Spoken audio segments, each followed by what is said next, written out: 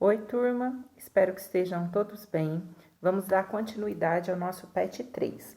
Semana passada nós falamos um pouquinho sobre as características gerais dos cordados e hoje nós vamos falar um pouquinho sobre o sistema digestório humano. Então, nas próximas semanas, nós vamos falar um pouquinho dos sistemas que compõem o corpo humano: sistema digestório, sistema cardiovascular. Então, nós sabemos que nós somos um organismo, um conjunto de sistemas. Tudo tem que estar funcionando bem, tudo funciona de forma interligada para que o nosso organismo sobreviva. Então, o sistema digestório, respiratório, cardiovascular, urinário, né? Então, são vários sistemas que vão funcionar, vão interagir dentro do nosso corpo para que nós possamos sobreviver. E o primeiro que vai aparecer no PET de vocês vai ser o sistema digestório. Nós vamos aqui dar uma pincelada, né? Vamos falar um pouquinho de uma forma rápida sobre as principais características desse sistema digestório. Então, vamos lá. Aqui nós temos os órgãos que fazem parte do sistema digestório. Então, o nosso sistema digestório, ele começa na boca. Da boca, nós temos, nesse desenho não apareceu, mas aqui nós vamos ter a faringe. A faringe, ela é um órgão comum ao sistema digestório e o sistema respiratório. Depois nós temos o esôfago, o estômago, o intestino delgado e o intestino grosso. Então, boca, faringe, esôfago, estômago, intestino delgado e intestino grosso. Para auxiliar esse sistema digestório, nós temos glândulas, estruturas anexas. As estruturas anexas ao sistema digestório, que vão auxiliar no processo de digestão, são as glândulas salivares, que vão produzir a saliva, que é constituída em grande parte de água, que vai ajudar a umedecer esse alimento. O fígado, que vai produzir uma substância que vai auxiliar na digestão das gorduras. E o pâncreas, que vai produzir aqui várias enzimas que vão realizar o processo de digestão também. Aí nós vamos falar no decorrer dos slides aqui. Então, vamos lá. Quando eu falo da digestão, esse sistema digestório, primeira coisa, o que é a digestão? A digestão nada mais é do que quebrar uma molécula grande em pedaços menores para que esses pedaços menores possam ser absorvidos pela célula. Então, nós comemos e esses alimentos que são ingeridos são formados por macromoléculas, proteínas, lipídios, carboidratos, os ácidos nucleicos. E essas moléculas são grandes, elas não conseguem entrar na célula, mas elas precisam entrar na célula para fornecer energia. Então, o que vai acontecer? Nós vamos quebrar através da digestão esses alimentos, essas macromoléculas, em pedaços menores, para que essas moléculas possam então ser absorvidas pelas nossas células e assim possam fornecer energia para a célula poder sobreviver. Então, esse sistema digestório pode ser chamado também de sistema digestivo, aparelho digestório, aparelho digestivo, ou então sistema gastrointestinal. Hoje em dia tem se falado muito em sistema gastrointestinal, é a mesma coisa, é tudo a mesma coisa, tá? Quando nós falamos então dessa digestão, nós vamos, como eu já disse, processar esse alimento. Processar esse alimento é quebrar esse alimento em partículas menores para que ele possa ser absorvido e aí, com a absorção dos nutrientes, nós possamos obter a energia necessária para o funcionamento do nosso organismo.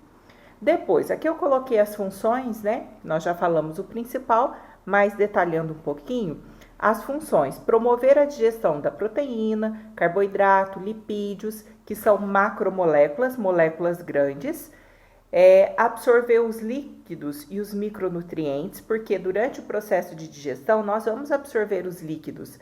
A absorção de água é muito importante, vai acontecer lá no nosso intestino grosso, então nós temos também essa absorção de líquidos. Fornecer uma barreira física e imunológica para micro-organismos, corpos estranhos e antígenos consumidos com o alimento. Porque, por exemplo, no nosso estômago, nós temos a produção de ácido clorídrico. Além de ajudar na digestão, dele participar do processo de digestão, ele vai ajudar também a destruir micro-organismos que possam estar presentes ali. Dessa forma, o sistema digestório é responsável por regular o metabolismo. Metabolismo são as reações que acontecem no nosso organismo, o sistema imunológico e manter o bom funcionamento do organismo como um todo. Então, vamos prosseguir aqui. Os órgãos, então. Primeiro, nós temos a boca. A boca vai receber o alimento e o alimento vai começar a ser digerido na boca. Tem muita gente que acha que a digestão vai acontecer no estômago. Tudo que a gente come vai ser digerido no estômago. Mentira! Na boca inicia-se o processo de digestão. A boca ela é responsável por mastigar esse alimento, triturar esse alimento. A mastigação é para triturar o alimento. Depois de triturar o alimento, vai misturar ele com a saliva para umedecer este alimento, para que depois nós possamos o quê? Deglutir. O que é deglutir? É engolir esse alimento. A hora que nós formos engolir o alimento, esse alimento então vai passar pela faringe, que é uma estrutura, um órgão semelhante, como eu já disse, ao sistema digestório e respiratório. Depois vai passar pelo esôfago. O esôfago ele é o quê? Um canal que vai transportar este alimento até o estômago. Depois, chegando no estômago, o estômago vai ficar ali temporariamente armazenado e no estômago vai acontecer a digestão de uma parte do alimento também.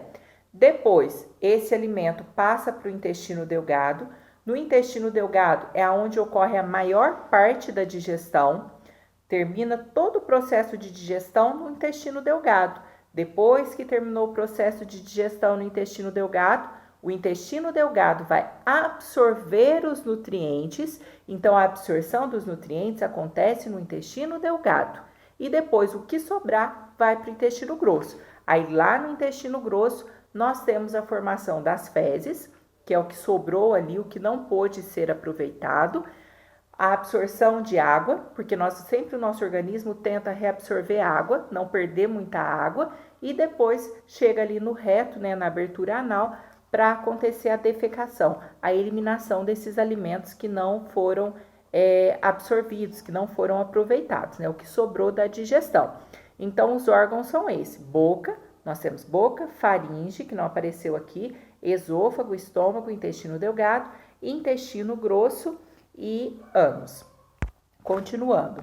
Aqui, olha, o primeiro órgão, então, como eu disse, boca. A digestão começa na boca.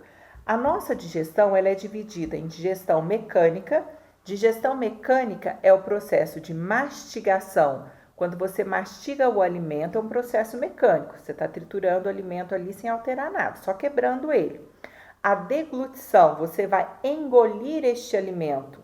Então, é um processo mecânico também. Movimento peristáltico. O movimento peristáltico vai acontecer no esôfago, no estômago, no intestino. É um movimento de contração desses órgãos para empurrando o alimento, para o alimento não ficar parado. Então, esse movimento peristáltico, esse movimento de contração do órgão, também é um processo mecânico. E nós temos a digestão química, que envolve a participação de enzimas. Enzimas são proteínas que aceleram as reações químicas. Então, no caso, as enzimas digestivas, elas vão o quê? Quebrar estes alimentos, transformar estes alimentos em pedaços menores, para que possam ser absorvidos pela célula. Quanto menor for o alimento, depois da mastigação, já quebrou um pouco. Quanto mais trituradinho tiver o alimento, maior vai ser a ação da enzima. Então, nós temos a ação da enzima na boca, no estômago, no intestino delgado. Então, a digestão química é a digestão que envolve essa participação das enzimas. Então, a digestão mecânica são esses processos mecânicos de mastigação, a deglutição e o movimento peristáltico. E a digestão química é quando está acontecendo a participação das enzimas digestivas. Então, na boca nós temos os dentes que vão triturar este alimento, a saliva que vai umedecer este alimento, e na saliva nós já temos ali a liberação de enzimas digestivas. Tem uma enzima na saliva que é chamada de pitialina. Essa pitialina, o nome está aqui, ó. Opa. Pitialina. Pitialina, ela é uma amilase. O que é isso? É uma enzima que vai digerir o amido. Então, o amido, comi macarrão, comi arroz. Então, a hora que eu começo a mastigar, nessa saliva já tem a pitialina, que vai quebrar esse amido em pedaços menores, chamados de maltose. Só que essa maltose ainda não dá para entrar na célula. Ela vai até o intestino delgado, aonde vai terminar de ser digerido. Então, o carboidrato começa a ser digerido na boca pela pitialina, ação da pitialina, e vai terminar de ser digerido lá no intestino delgado. Depois que começou essa primeira digestão, vai passar pela faringe. Quando você vai deglutir, é um movimento voluntário. Eu mastiguei, eu vou engolir, depende da minha vontade. Na hora que vai passar da faringe para o esôfago, já é um movimento involuntário. Porque você não pensa, passou na faringe, agora eu vou empurrar para o esôfago. Já é um movimento involuntário, então não depende da nossa vontade. Depois da boca, então nós temos aqui, ó, só uma coisinha. Na boca, na língua, nós temos as papilas digestivas. Essas papilas, elas servem para perceber o sabor do alimento. Então, aqui eu tenho, ó, essa região amarela dos dois lados. É para perceber o gosto ácido, quando você ingere um alimento ácido. O salgado, ó, fica aqui atrás, ó. Tem o salgado, o amargo é lá no fundo da língua e o doce na ponta da língua. Pode ver que às vezes você está comendo doce, é comum você pegar mais com a pontinha da língua. O amargo você já vai sentir mais no final da boca, lá no final da língua, porque essas regiões, elas têm a língua tem essas papilas para permitir a sensação do gosto, que a gente perceba o gosto, e ela é dividida então por áreas. Bom, continuando. Depois nós temos aqui, olha, a faringe, que é só essa região de transição, né? Lembrando que a faringe, ela faz parte tanto do sistema digestório quanto do sistema respiratório. Aí eu coloquei um desenho aqui só para mostrar que a gente tem a epiglote. O que é a epiglote? A epiglote, gente, olha, deixa eu só mostrar aqui no primeiro desenho, ó. Quando o ar entra, o ar ele não vai para o esôfago, ele vai para a traqueia. Então, para esse ar, tá vendo essa setinha azul, ó? Vai vir o ar da narina e vai descer aqui na traqueia. Desceu pela traqueia. Quando eu me alimento, ó, o que está em verde aqui, ó, é o bolo alimentar, é o alimento que eu estou ingerindo. Só que esse alimento poderia descer pela traqueia. Se esse alimento fosse pela traqueia, o que ia acontecer? Ia descer na traqueia para o pulmão, e o alimento não pode ir para o pulmão, imagina, mata a pessoa, né? Gera uma infecção lá, líquido no estômago e mata a pessoa. Então, existe essa epiglote. Essa epiglote, quando o alimento vai descer, ó, ela fecha. É uma válvula que fica ali, né? Então, essa epiglote vai fechar para o alimento descer pelo esôfago e não entrar na traqueia. Assim que o alimento desceu, novamente, a epiglote vai se abrir para o ar continuar descendo pela traqueia. Claro que isso é um movimento muito rápido. Falo, Deus fez tudo perfeitinho, né? Então, o ar vai entrar, essa epiglote fica aberta para o ar descer pela traqueia. Passa na faringe e vai para a traqueia. Ah, é o alimento que está vindo? Então, o alimento passa pela faringe, essa epiglote fecha a traqueia ali, para não deixar o alimento descer pela traqueia. O alimento vai seguir o caminho dele pelo esôfago, tá bom? Continuando. Aqui, olha, o esôfago. O esôfago, ele é um órgão muscular, né? Porque ele vai realizar esse movimento de contração que eu disse para vocês, que é um movimento chamado de movimento peristáltico. Então, ele faz essa contração para empurrar o alimento para o estômago.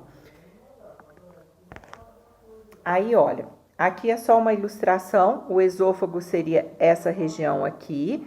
Então, aqui nós temos a parede normal do esôfago. Algumas pessoas desenvolvem câncer no esôfago, que é quando acontece aqui, ó, a proliferação de células de forma descontrolada nessa membrana do esôfago, e aí acaba, ó, obstruindo a passagem de alimento. Então, fica difícil da pessoa engolir, ela vai perder peso, né? Ela tem muito vômito, náusea. Então, pessoas que têm câncer de esôfago, é muito comum acontecer isso.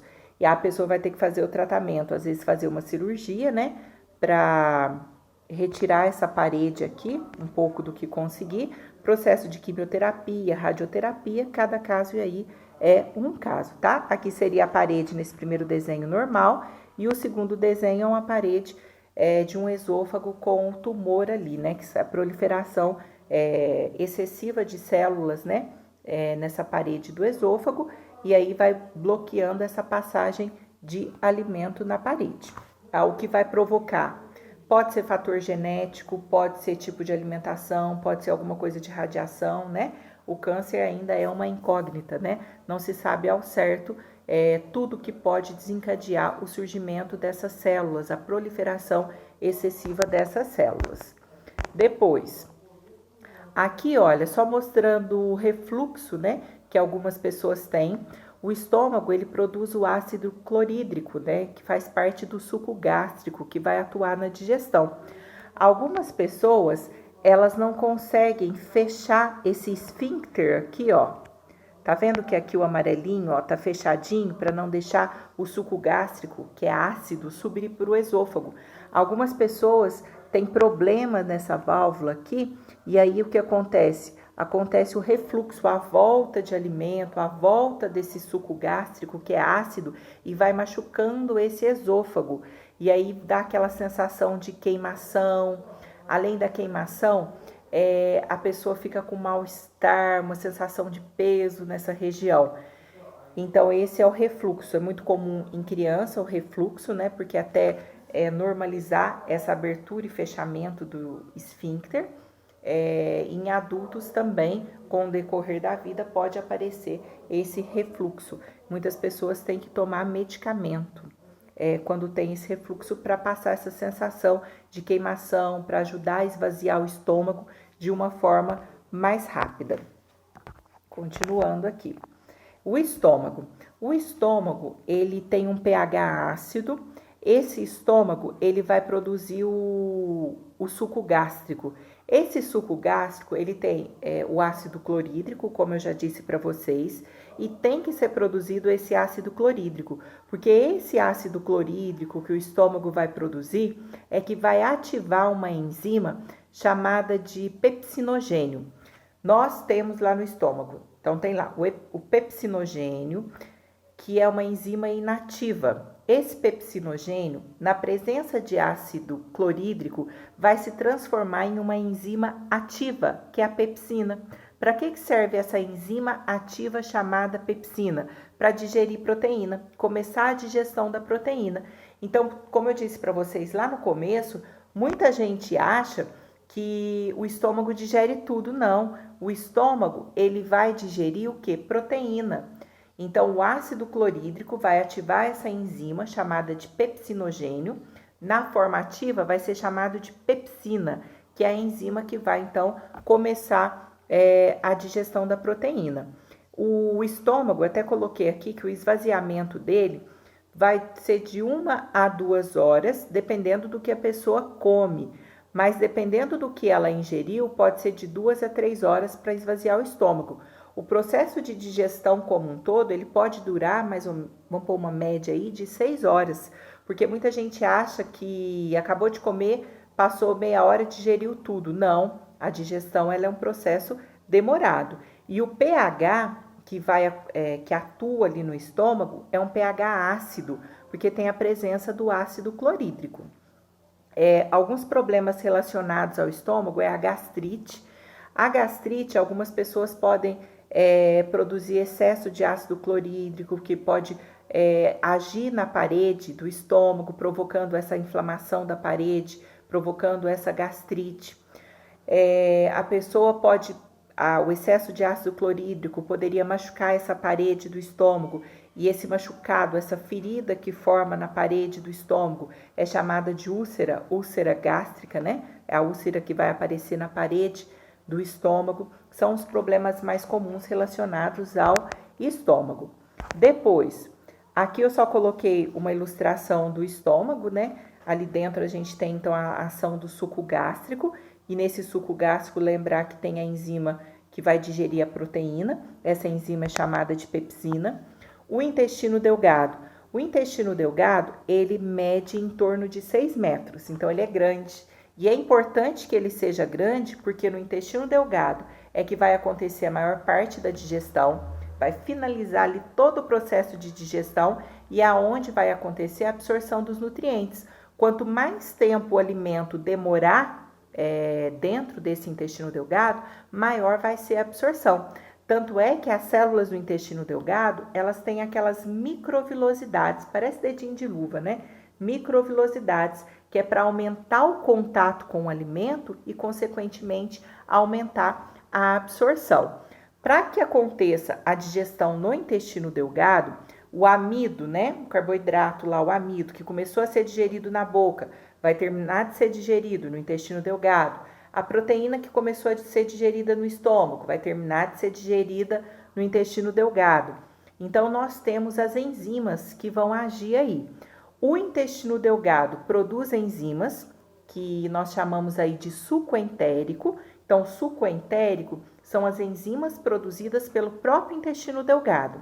O suco pancreático, lembra que nós falamos que as estruturas anexas da digestão, a glândula salivar, que vai produzir a saliva para ajudar a umedecer o alimento, e produz a pitialina, que vai começar a digerir o amido.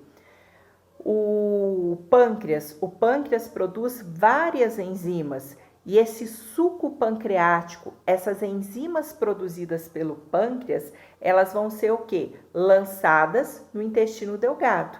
Então, não é no pâncreas que vai acontecer a digestão. O pâncreas produz a enzima, esse suco pancreático, e joga esse suco pancreático lá no intestino delgado, para que aconteça a digestão no intestino delgado. E uma outra estrutura importante aqui anexa é o fígado. O fígado vai produzir uma substância chamada de bile. Muita gente acha que a bile serve para digerir o lipídio. Lipídios são óleos e gorduras. Que a bile contém enzimas. Errado. Bile não contém enzimas.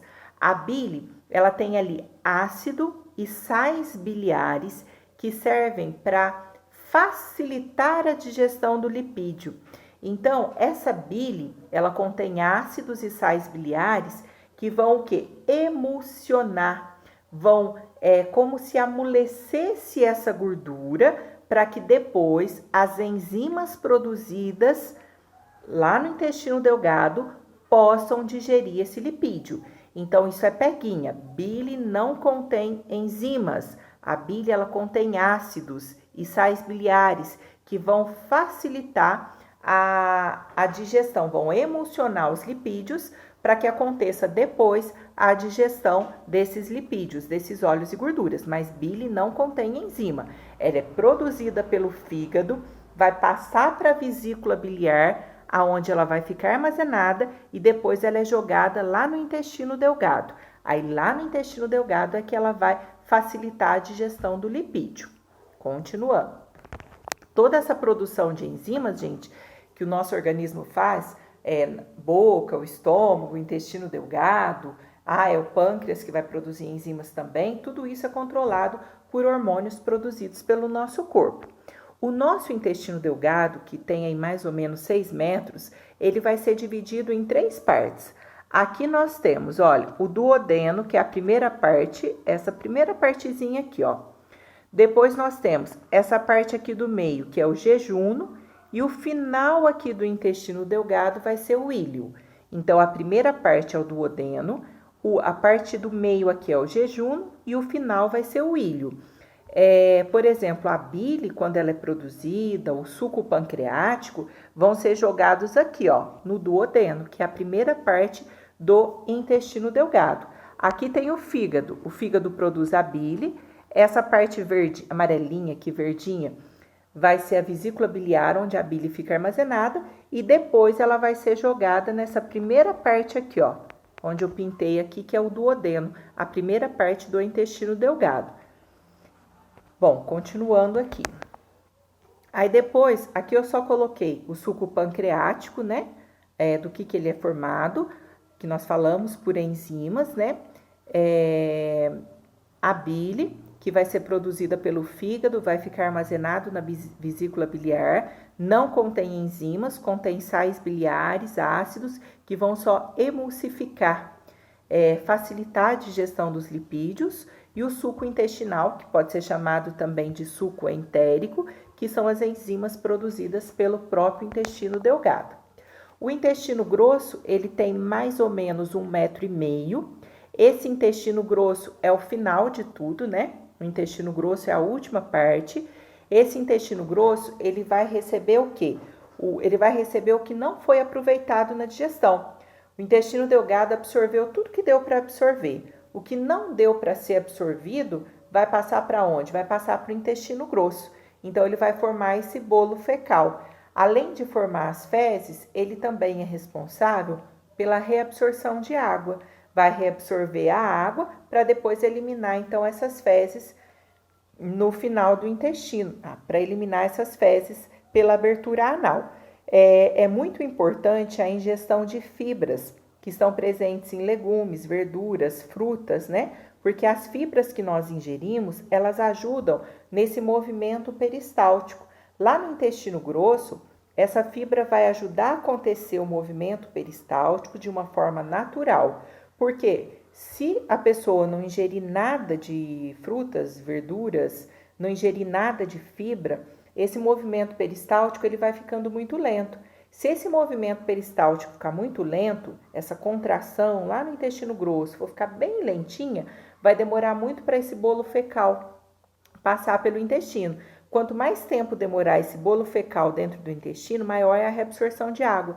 Aí reabsorve muita água. Só que qual que é o problema? Se reabsorver muita água, a hora que chegar no final, o negócio não sai. Aí tem que tomar laxante para sair. Porque vai ficar muito seca e aí fica difícil de sair. Quando a pessoa ingere um alimento estragado ou a pessoa está com uma virose, é muito comum o corpo querer eliminar o que está ali dentro. Eu comi alguma coisa estragada, então meu organismo tenta eliminar aquilo. Então ele acelera o movimento peristáltico, por isso que vai sair. Aí não reabsorve água, ao contrário. Por isso que saem fezes na forma líquida. E não pode, claro, aí tem que deixar eliminar e hidratar bastante, ingerir muita água, porque senão a pessoa pode ficar desidratada. Então, tem que ingerir os alimentos nas quantidades corretas, né? Um pouquinho de cada coisa, não precisa ser nada em excesso, para que o organismo funcione da maneira correta, para que esse movimento peristáltico funcione da maneira correta. Então, o intestino grosso, ele tem a função de formar as fezes e de reabsorver água. Esse intestino grosso, ele vai ser dividido em 3 partes. Aqui nós temos, olha, o seco, que é a primeira parte, o cólon, que aí é dividido, ó, cólon ascendente, transversal e descendente, é o cólon, e aqui no final tem o reto, para depois ter o ânus, que é a última parte do sistema digestório. Aqui no finalzinho, então, ó, intestino grosso, seco, cólon e reto, são as 3 partes do intestino grosso. Uma outra coisinha, aqui nesse finalzinho parece um rabinho aqui, ó, vai ser o apêndice. O apêndice no nosso corpo não serve para nada. Tem animais, como o coelho, por exemplo, herbívoro, né, que tem um apêndice desenvolvido, aonde ficam ali micro-organismos capazes de digerir a celulose. Nós não temos esse apêndice desenvolvido. Esse apêndice, na verdade, não serve para nada. O que ele pode causar na vida da pessoa é uma apendicite, que é uma inflamação do apêndice. Então, nesse segundo desenho, ó, aqui tem o apêndice normal, só que se essa entrada aqui, ó, for obstruída, por exemplo, por fezes, foi obstruído, entrou fezes ali, não sai, fica aquele negócio acumulado, vai gerar uma infecção, proliferação de micro-organismos, gera uma infecção nessa região, aí começa a causar dor. Dor em torno do umbigo, na região aqui do lado direito da pessoa. Aí a pessoa tem que investigar, se for uma apendicite, a pessoa tem que fazer uma cirurgia para retirar esse apêndice. Porque se ele for, ele vai aumentando de tamanho, a infecção, aumentando o pus ali, né? Proliferação de bactérias, e se estourar, aí pode contaminar outros órgãos e é extremamente perigoso, pode matar a pessoa. Então, por isso que tem que ficar atento quando tem alguma dor no organismo. Só um minutinho aqui. Agora deu certo. Aqui eu coloquei alguns fatores que podem interferir na digestão. Tem vários fatores que podem interferir na digestão da pessoa. Só um minutinho aqui que deu um probleminha aqui, ó. Opa. Aí. Peraí um minutinho. O que pode interferir? A quantidade e composição do alimento ingerido. Se você comeu muita fibra, vai ajudar no funcionamento do intestino. Se você não consumiu fibra, você pode sim ter o quê? A sua alimentação prejudicada, porque você não ingeriu fibra. Se você ingerir muitos alimentos gordurosos, tudo isso pode atrapalhar no tipo, na sua alimentação, no processo de digestão. Então, a sua alimentação pode atrapalhar o processo de digestão. Então, é muito importante a pessoa ter o quê? Uma alimentação balanceada. Dependendo do que a pessoa come, a alimentação pode demorar mais para acontecer. Uma alimentação com muita carne, ela demora mais para acontecer, diferente de uma alimentação com mais frutas e verduras, que é uma alimentação, uma digestão mais rápida. Então, a digestão de gorduras, de proteínas, ela demora mais para acontecer. Fatores psicológicos, porque a pessoa, se ela vê fazendo ali um prato bonito, dá vontade de comer, já começa a salivar. Às vezes, um próprio programa na televisão lá tá fazendo aquela comida, você começa a salivar. Você está vendo o visual, está estimulando o seu organismo, e aí você começa a salivar, a produzir suco gástrico, porque você quer o quê? Você quer comer. Ao contrário de quando a pessoa está triste, né? A pessoa não está bem. Se a pessoa não está bem, pode acontecer a diminuição dessas secreções que são produzidas pelo estômago, e aí a pessoa não tem vontade de comer, ela perde a vontade de comer. Então, os fatores psicológicos vão interferir também na alimentação. A microbiota digestiva é que os medicamentos que a pessoa toma, um antibiótico que a pessoa toma, pode interferir também no processo de digestão da pessoa, porque pode aumentar, pode diminuir a produção de suco gástrico, então depende do medicamento que a pessoa está tomando. O processamento alimentar. Como eu já tinha dito lá no primeiro fator, o alimento ele interfere na velocidade da digestão, porque se eu como um alimento cozido, como ele está cozido, ele está molinho ali, é mais fácil de você triturar e da digestão acontecer, diferente de quando você ingere um alimento cru. O alimento cru, o processo de digestão vai demorar mais para acontecer. Então existem, aqui eu coloquei só alguns, né? Mas existem fatores que podem interferir nesse processo de digestão. Sempre dá preferência para alimentos que não tenham conservantes, alimentos menos processados, os que nós chamamos de embutidos, que são alimentos, a maior parte gosta, né? Salame, os queijos, presunto, peito de peru, né? Esses alimentos, calabresa, que são alimentos chamados de embutidos, são alimentos em que demora mais o processo de digestão e eles não acrescentam muito ao nosso organismo. Frutas, verduras, a carne é importante também, porque o nosso organismo precisa de proteína, mas não precisa ingerir em grande quantidade. Então, para que facilite o processo de digestão, pode ver que depois que você vai a um churrasco, você fica com aquela sensação de peso, porque a carne rica em proteína demora horas para acontecer a digestão ali. Então, fica aquela sensação de peso. E logo depois que você come, é bom você não deitar. Ou se você deitar, pôr uma almofada, alguma coisa, para ficar um pouco inclinado. Porque o seu estômago está digerindo proteína, a carne rica em proteína. Então, está digerindo ali, está produzindo suco gástrico. Se você ficar muito reto, o suco gástrico ele pode ir para a entrada para a boca do estômago, que nós falamos, a entrada do estômago, e dar aquela sensação de queimação. Então, alguns médicos orientam para que a pessoa, depois que ela comeu, ela se não deitar, ou se ela deitar, que ela fique um pouco inclinada para não deixar ter esse refluxo do ácido clorídrico e não dar essa sensação de queimação. Bom, tem muita coisa sobre aparelho digestório, eu falei aqui os principais para que vocês possam resolver as questões, tá? O pH, quando for ácido, o estômago é que tem pH ácido, em torno de 2, porque tem a produção do ácido clorídrico.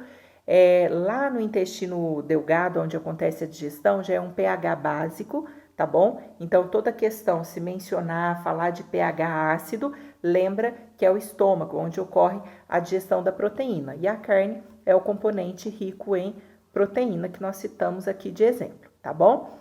Depois vocês vão fazer as questões, vão responder o formulário e vão me enviar. Qualquer dúvida, só vocês me mandarem, tá? Espero que vocês tenham entendido pelo menos o básico do sistema digestório.